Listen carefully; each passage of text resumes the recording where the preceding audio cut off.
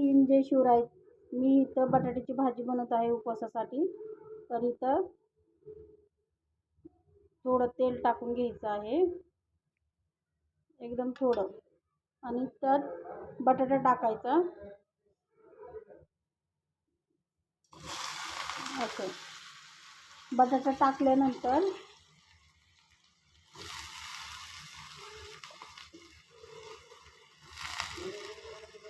त्यात मीठ टाकायचं. मीठ आणि चटणी चालती उपासाला, लाल चटणी चालते. असं मीठ टाकून घ्यायचं आणि एवढी चटणी टाकायची.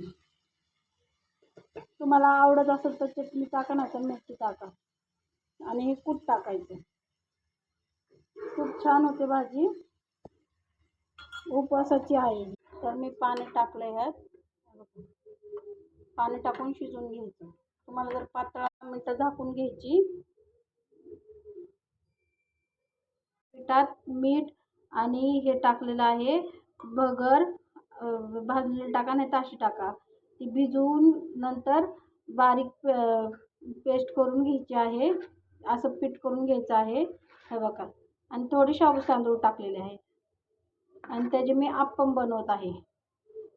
आता त्याचे अप्पम बनवते, तुम्हाला दाखवते मी.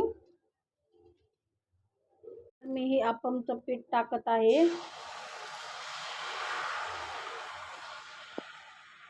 असं. आणि नंतर मग पसरवायचं अशा ह्याच्या साहाय्याने. खूप छान होतात, एकदा ट्राय करून बघा.